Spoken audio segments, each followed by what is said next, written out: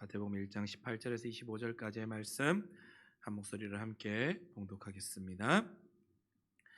예수 그리스도의 나심은 이러하니라. 그의 어머니 마리아가 요셉과 약혼하여 동거하기 전에 성령으로 잉태된 것이 나타났더니 그의 남편 요셉은 의로운 사람이라 그를 드러내지 아니하고 가만히 끊고자 하여 이 일을 생각할 때 주의 사자가 현몽하여 이르되 다윗의 자손 요셉아 내 아내 마리아 데려오기를 무서워하지 말라.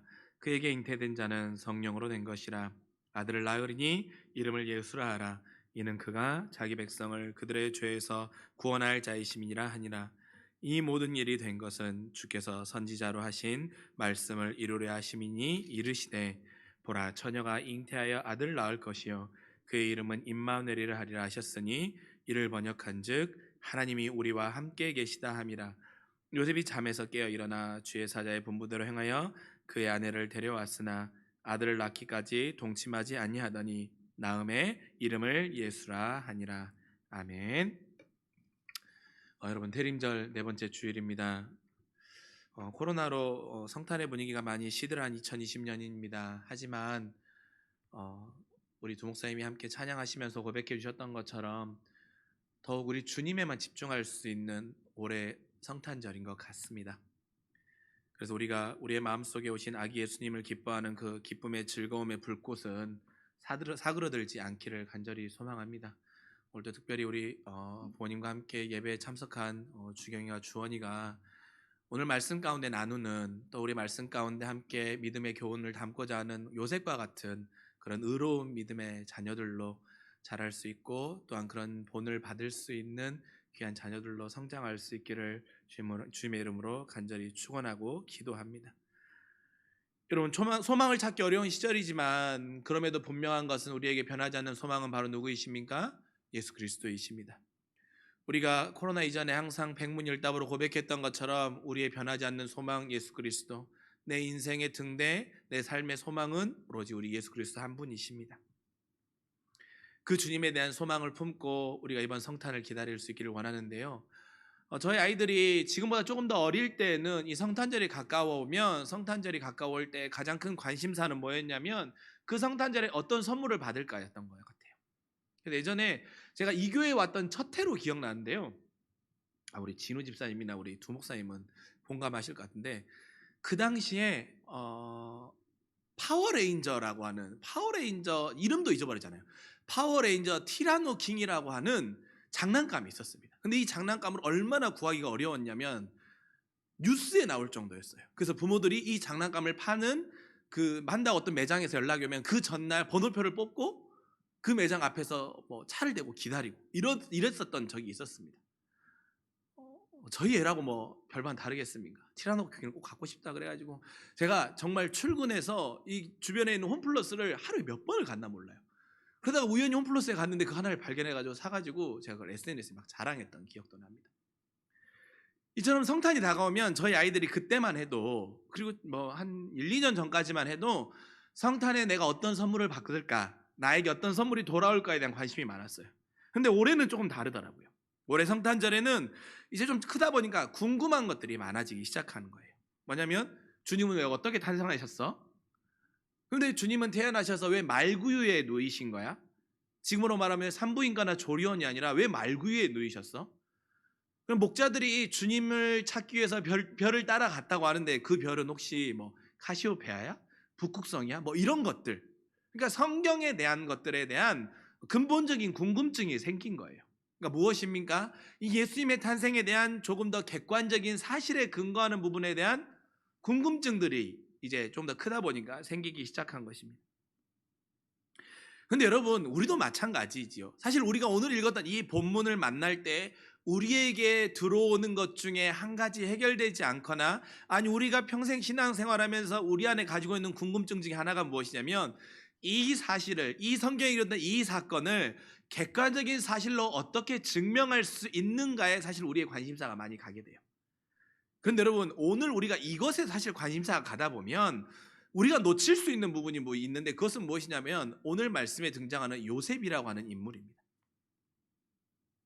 여러분, 분명한 것은 오늘 조영식 목사님도 2부 설교 때 말씀하셨지만, 하나님이 세상을 창조하셨다는 창조의 신앙을 믿는 자라면 창조하신 하나님이 모든 걸 할 수 있는 전지전능하신 분이시기 때문에 사람 인간의 육신의 몸을 입고 처녀가 잉태하여 자녀를 낳는다고 한다는 것은 결코 의심할 여지가 없는 사건임을 우리는 분명히 기억하고 고백하고 확신해 믿어야 될 것입니다. 그런데 오늘 말씀에서는 이 객관적인 사실보다는 무엇에서 집중하려고 하냐면, 대림의 절기이기 때문에 예수님의 탄생과 함께하였던 요셉이라고 하는 예수님의 아버지에 대해서 우리가 함께 집중해 보고자 합니다. 요셉은 성경에 의로운 자라고 말하고 있습니다. 그렇다면 요셉이 어떤 의로운 자였는지에 대해서 우리 오늘 말씀을 통해서 적용하면서 우리의 삶 가운데도 우리도 요셉과 같은 의로움의 삶을 살아갈 수 있기를 주님의 이름으로 간절히 축원합니다. 여러분, 사복음서 중에요, 마태복음은 다른 복음서와는 다르게 요셉의 어머니와 마리아와 요셉에 대해 조금 더 많은 비중을 두고 집중하고 있어요. 마가복음은 어떻습니까? 마가복음은 예수님의 탄생에 대해 기록하고 있습니까? 없지요. 누가복음은 어떻습니까? 누가복음에서는 예수님의 탄생에 대해서 요셉과 마리아보다는 누구에 더 집중하고 있습니까? 목동들에 더 집중하고 있지요. 그리고 예수님이 태어나서 할례 받은 이야기, 이런 것들이 나옵니다. 특별히 마태복음에는 어머니 마리아와 요셉에 대한 이야기의 비중이 많이 나오고 있는데, 이 둘 사이에 어떤 사건이 있었는지에 대해서 성경은 잘 보여주고 있습니다. 성경은 이 두 사람의 상태에 대해서 뭐라고 말하고 있습니까? 약혼한 상태라고 하고 있지요. 예전 성경에는 뭐라고 되어 있었습니까? 정혼이라고 되어 있습니다. 근데 정혼과 약혼은 우리가 생각하고 있는 결혼하기 전에 결혼을 앞두고 맞는 언약식, 이 정도의 개념이 아니라, 이스라엘의 풍습에서 약혼은 무엇이냐면 사실 실제적인 부부가 되는 것입니다. 그리고 그 약혼한 뒤에 1년간 두 사람은 떨어져서 살아요. 각자 약혼했다고 해서 한 가정에 모여서 사는 것이 아니라 각자 떨어져서 살아요. 부인은 마리아는 마리아의 집에 사는 것이고, 요셉은 1년 동안 마리아를 데리고 와서 살 수 있는 집을, 처소를 마련하기 위해서 1년 동안 열심히 돈을 벌고 그 집을 마련하는 거예요. 그리고 그 집이 마련이 되면 신부의 집에 가서, 이제 내가 당신의 딸을 데리고 와서 살 준비가 다 되었으니 당신의 딸을 허락해 주십시오라고 해서 허락을 받고 나면 그 잔치가 일어나고 결혼식을 합니다. 몇 날 며칠 잔치를 하고 결혼식을 하지요. 가나안의 혼연잔치와 같은. 그리고 나서 결혼을 하는 것입니다. 그렇기 때문에 이 약혼이라고 하는 것은 실제적인 부부로서의 첫 단계의 걸음을 맺은 첫 과정이고, 그 이후의 과정 가운데 결혼이 이어지는 것입니다. 우리가 이러한 좀 전 이해를 가지고 있은 이후에 오늘의 본문으로 들어가면 좋겠습니다. 그런데 마리아가 약혼의 기간에 어떤 일이 일어나는 것입니까? 성령으로 잉태하는 것이지요. 약혼의 기간에. 결혼한 이유가 아니라 약혼한 기간에 성령으로 잉태한 것입니다. 근데 여러분, 이 배경을 가지고 이제 요셉으로 한번 넘어가 볼게요. 마태복음 1장의 성경은 요셉에 대해 누구라고 기록하고 있습니까? 요셉에 대해 정의하고 있는 표현이 하나가 있는데, 그것은 바로 의로운 자라고 기록하고 있습니다. 요셉은 의로운 자였던 거예요. 여기서 여러분, 의롭다라고 하는 것은 마음이 착하다, 선하다, 이런 뜻이 아니라, 의롭다라고 하는 이 마태복음에서 의로움은 무엇이냐면 철저히 저스티스의 개념이 강해요. 정의로운 사람인 거예요. 무엇에 정의로우냐면 율법에 정의로운 사람이에요. 율법을 온전히 지키고 율법에 매우 철저한 사람이라는 것이 바로 의로운 자라는 표현인 것입니다. 그런 요셉에게 약혼한 여인을 의로운 방법으로 다스려야 되는 상황이 발생한 것입니다. 여러분, 요셉이 의로운 자이기 때문에 의로운 방법으로 자신과 약혼한 마리아를 다스리면 어떻게 해야 되는 것입니까? 돌로 쳐야 되는 거예요. 돌로 쳐서 마리아의 범한 그 죄를, 마리아가 그 범했다, 물론 성령으로 잉태한 걸 모르기 때문에, 임신했던 그 여인을 율법으로 다스리려면 돌로 쳐야 됐던 것입니다. 그러나 어떻게 합니까? 요셉은 의로움이 아닌 방법을 택하려고 하지요. 19절 후반절에 나오는 말씀입니다. 뭐라고 하지요? 가만히 끊고자 하는 거예요. 가만히 끊고자 한다라고 하는 것은 무엇이냐면, 우리가 맺었던 약혼의 상태를 파혼하고 각자 그냥 떨어지겠다라는 거예요. 각자 헤어지겠다라는 거예요. 의로운 그가 의롭지 않은 방법으로 가만히 끊고자 하는 길을 선택한 것입니다. 여러분, 성경은 요셉에 대해 의로운 자라고 말하고 있는데, 왜 요셉은 의롭지 않은 방법으로 그 길을 선택하려고 했을까요? 그 이유가 무엇이라고 생각하십니까? 마리아를 너무나도 사랑해서? 그 사랑으로 가슴이 너무나도 뜨겁고 아파서 그것을 덮으려고 했을까요? 여러분, 요셉은요, 결과의 앞에 헤아림을 놓는 자의 삶을 살았기 때문입니다. 성경에서 말하는 요셉은 율법에 의로운 자의 의로운 자가 아니라 요셉은 사랑에 의로운 자였기 때문입니다. 여러분, 마리아와 요셉이 함께 살았던 동네가 어디입니까? 나사렛이라는 곳이죠. 이 나사렛은 어떠한 곳입니까? 굉장히 큰 도시가 아니에요. 그래서 요셉과 마리아가 둘이 만나서 약혼을 한 것은 무슨 경상도 부산에 사는 여자와 전라도 광주에 사는 두 남자가 만나서 결혼하는 일면식도 없는 사람들이 만나서 약혼한 사이가 아니라 함께 한 마을에서 함께 먹고 함께 자라고 어떠한 환경과 어떠한 배경에서 이루어졌는지를 잘 알면서 커왔던 두 남녀였던 것입니다. 요셉은 마리아가의 성품이 어떤 사람이고 마리아가 평소에 행동이 어떠한 행동을 하고 있는지에 대해서 잘 알고 있었던 사람인 것이죠. 그러니 요셉은 마리아에게 일어나기 감당하기 어려운 사건 앞에 율법의 의로움이 먼저 나타났던 것이 아니라 사랑의 의로움이 먼저 나온 것입니다. 내가 아는 마리아는 절대 그럴 사람이 아니야. 내가 아는 마리아에게 어떤 일이 있었겠지. 내가 알지 못하는 어떤 일이 있었기에 마리아에게 이러한 일이 났을 거야 라고 생각하기에 그의 마음 가운데 의로움으로 행해야 된다, 율법의 의로움으로 행해야 된다는 그 깊은 괴로움을 넘어서서 사랑의 의로움으로 그를 가만히 끊고자 했던 것입니다. 가만히 끊고자 하는 것은 철저하게 이 여성의 허물이 있어서 버린다고 하는 냉혈함이 아니라 요셉으로서 날 수 있는 최선의 사랑의 선택이었던 것이지요. 여러분, 만약 우리도 어떻습니까? 율법의 의로움으로 재단하면 무서운 징벌을 피할 수 없을 것입니다. 그럼 우리 하나님도 어떻습니까? 우리를 향해 사랑의 의로움을 보이지 않으셨습니까? 사랑의 의로움을 보이셨기에 이 땅 가운데 하나님의 아들을 육신의 몸을 입고 보내지 않으셨습니까? 그리고 우리가 그 대림의 절기를 지금 보내고 있는 것입니다. 율법의 의로움이라면 심판이 마땅한 자들에게 긍휼과 구원의 다리를 하나님이 직접 놔주신 것입니다. 그리고 주님도 세상에 오셔서 율법으로 우리를 재단하고 처단하고 정죄하려는 것이 아니라 사랑으로 우리에게 본을 보이셨던 것이죠. 그래서 어떻습니까? 가늠하다 잡힌 여인을 사랑의 의로움으로 그 여인의 죄를 묻지 않으시고 다시는 죄를 지금 범하지 않도록 사랑의 의로움의 다리로 그를 회복시켜 주지 않으셨습니까? 여러분은 여러분의 삶을 살아가면서 어떤 의로움이 여러분의 삶의 원칙이고 기준이십니까? 율법의 의로움이십니까? 그래서 율법의 의로움으로 누구를 재단하고 누구를 정죄하고 누구를 판단하는 일에 익숙하십니까? 아니면 요셉과 같은 헤아림의 마음으로 사랑의 의로움으로 누군가를 대하십니까? 여러분의 자녀, 여러분의 배우자, 여러분의 직장 동료, 여러분의 친구, 어떠한 마음에 어떠한 의로움이 여러분의 삶을 작동하고 계십니까? 베드로전서 4장 8절에 나와 있는 말씀처럼 사랑은 모든 허다한 허물을 덮는 것입니다. 사랑이 모든 허다한 허물을 덮었기 때문에 요셉은 하나님의 자녀, 하나님의 아들 예수 그리스도의 아버지로서의 그 역할을 감당할 수 있었던 것이죠. 소망하긴 우리도 우리의 삶 가운데 사랑의 의로움이 우리의 삶을 작동하는 힘이 될 수 있기를 간절히 소망합니다. 예수님이 우리에게 이 땅에 오셔서 보이셨던 그 사랑의 본처럼 여러분도 여러분의 삶 가운데 사랑의 의로움으로 모든 이들을 대하고 그 사랑으로 넉넉히 품고 그 사랑을 베풀며 또한 그 사랑을 나눌 수 있는 귀하고 복된 우리의 삶이 되기를 주님의 이름으로 간절히 소망합니다. 그런데 여러분, 요셉이 이 과정 가운데 어떻습니까? 그냥 결단하고 이렇게 마음이 품어진 게 아니에요. 매우 근심하고 걱정하고 가만히 끊으려고 했을 때 성령께서 그에게 꿈 가운데 나타나시지요. 그의 꿈 가운데 나타나셔서 성령께서 요셉에게 말씀하십니다. 20절의 말씀이지요.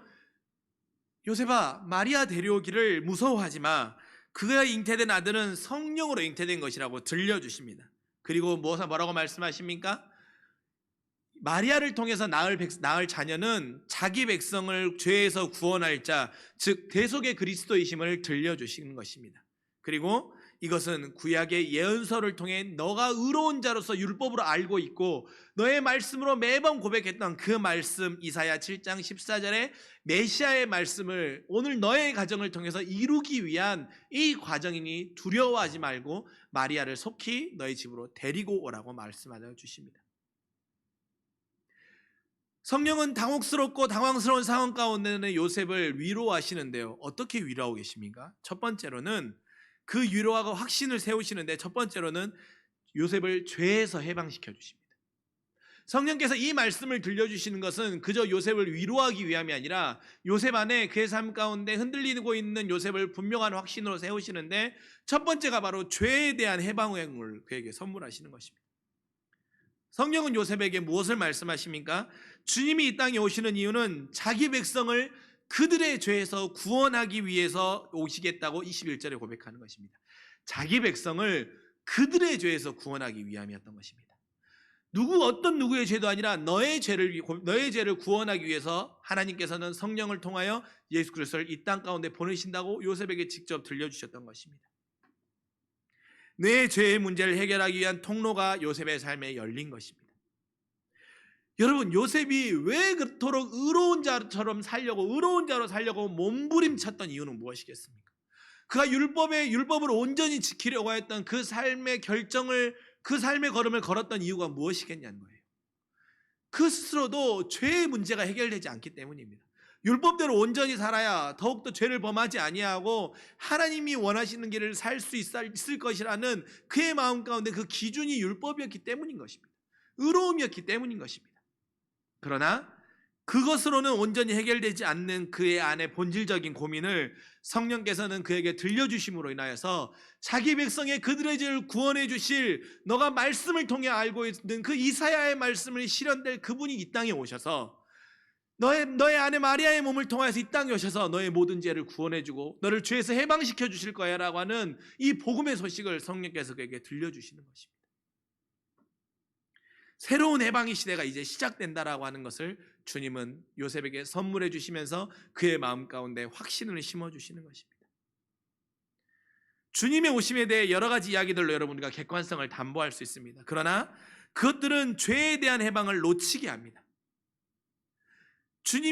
예수님이 어떻게, 마리아가 예수님을 어떻게 잉태했는지에 대한 모든 객관성에 대한 부분에 우리가 집중하다 보면 우리가 놓치는 부분은 무엇이냐면 그들의 죄를 구원해 주기 위함이라고 하는 이 부분을 자꾸 놓치게 된다는 거예요.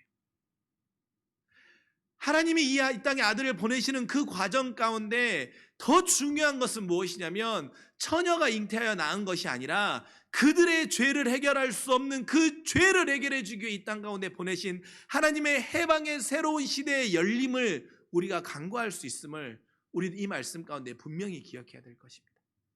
사랑하는 성도 여러분, 인간은 결코 자기 죄를 스스로 해결할 수 없습니다. 어떠한 인간도 자기 죄를 스스로 해결할 수 없어요. 의로운 자라고 할지라도 율법도 그 죄를 용서할 수 없고 해결할 수 없습니다. 그러나 우리는 죄에서 해방되지 않았습니까? 바로 이 땅에 오신 아기 구주 예수 그리스도로 인하여 말입니다. 요셉이 그 죄에서 해방되었던 거죠. 우리도 대림의 주님을 기다리시면서 그 기다림 가운데 우리 안에 결코 정죄함이 없도록 우리를 해방시켜 주신 그 주님을 향해 구원의 기쁨을 우리 안에 회복할 수 있는, 또한 그 기쁨의 자유를 누릴 수 있는 우리 모두가 되시길 주님의 이름으로 간절히 축원합니다. 두 번째로요, 성령은 요셉에게 어떠한 것으로 확신을 주시냐면 말씀은 곧 성취된다라고 하는 확신을 주십니다. 하나님의 말씀은 분명히 이루어진다라는 거예요. 22절의 말씀입니다. 주께서 선지자로 하신 말씀을 이루기 위해 요셉 너에게 지금 이 상황이 벌어졌다고 성령은 말씀하시는 거예요. 22절의 말씀 보십시오. 이 모든 일은 주께서 선지자로 하신 말씀을 이루려 하심이라고 말하고 있지 않습니까? 선지자를 통해서 하신 말씀을 이루기 위함이에요. 이사야의 말씀을 이루기 위하여서. 그리고 다른 사람은 몰라도 요셉은 분명히 말씀이 이루어지고 성취되는 경험을 한 사람입니다. 다른 어떤 사람보다 분명하고 정확한 경험을 한 것이죠. 그렇지 않습니까? 자신이 약혼한 마리아가 성령으로 잉태했어요. 근데 그 성령으로 잉태한 것에 대해서 성령께서 꿈 가운데 자기에게 분명히 들려주세요. 들려주시는 가운데 이 말씀을 이루기 위한 이 과정이라는 것을 그에게 알려주시는 거예요. 그럴 때 요셉은 어떠한 마음이 들었겠습니까? 하나님의 말씀은 분명히 이루어지는구나, 하나님의 말씀은 분명히 우리의 삶 가운데 성취되는구나라고 하는 그 안에 분명한 확신이 요셉은 오늘 이 사건 가운데 경험할 수 있었던 것입니다. 당혹스러움이 아니라 말씀의 이루어짐에 그 은혜의 선물을 요셉은 받게 된 것이죠. 여러분, 말씀은요 거짓이 없는 것입니다. 하나님의 말씀 안에는 결코 거짓이 있을 수 없습니다. 그렇기에 처녀가 잉타해 아들을 낳은 것은 사실인 것입니다. 이처럼 말씀에 대한 확신은 우리가 무엇을 기준으로 삼고 살아야 할지를 분명하게 해준 것입니다. 여러분, 말씀은 분명히 여러분의 삶 가운데 이루어집니다. 요셉과 같은 여러분의 삶 가운데 하나님의 말씀은 하나님의 말씀으로 여러분의 삶을 이루시고 여러분의 삶 가운데 분명히 보여주실 것입니다. 특별히 스스로 믿음을 지켜나가는 지금과 같은 이런 시절에 우리가 말씀이 우리의 삶을 지켜내는 힘이 될 수 있기를 간절히 소망합니다. 그리함으로 인해서 말씀이 내 삶 가운데 분명히 이루어짐을 믿고 확신하기에 말씀이 우리의 삶 가운데 분명한 기준들로 살아갈 수 있는 승리하는 삶이 될 수 있기를, 그럼 우리의 믿음을 지켜낼 수 있는 소망의 사명자들이 되길 주님의 이름으로 간절히 축원합니다.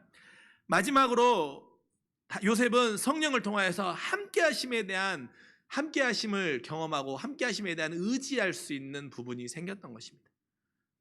성령이 요셉에게 들려주신 건 무엇입니까? 그리스도 주님이 임마누엘이시라는 거예요. 하나님이 우리와 함께하신다라는 것이죠.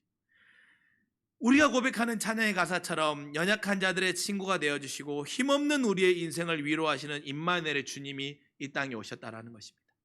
예수 그리스도가 이 땅에 오신 이유, 바로 마리아의 몸을 통해서 태어날 너의 아들, 육신의 너의 아들이라고 고백할 수 있는 그분이 이 땅에 오신 이유는 무엇이냐면 바로 하나님의 시간을 뚫고 이곳에 오신 그 까닭은 너와 함께하기 위한 그 임마누엘의 역사라는 것입니다.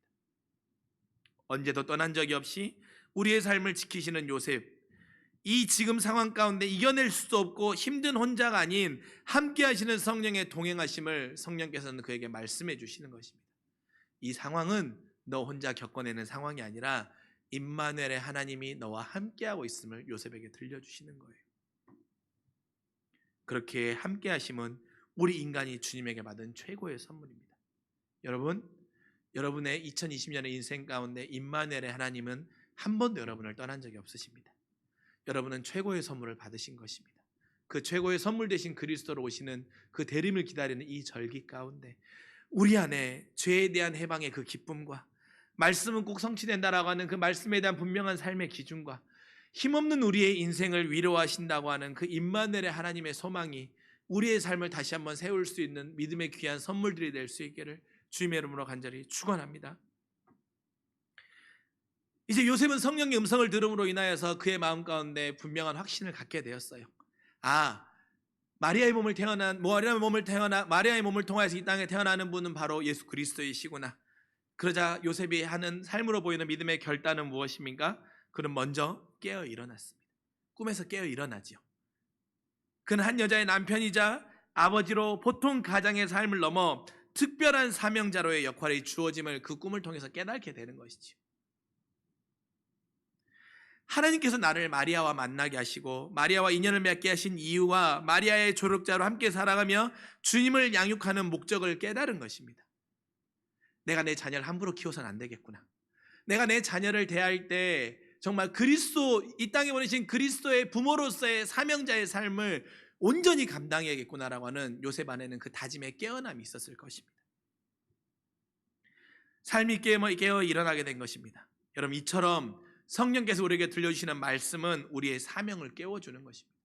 요셉은 그저 꿈을 꾸고 그의 마음 가운데 불안이 사라진 것을 넘어서서 사명자로서 깨어나는 그 시간이 된 거예요. 그 자리는. 요셉이라고 지금의 상황 가운데 두려움이 없었다면 그것은 거짓말일 것입니다. 왜입니까? 이제 마리아가 태중에 자녀를 품고 태어날 때까지 사람들의 수군거림을 그는 참아야 되는 거예요.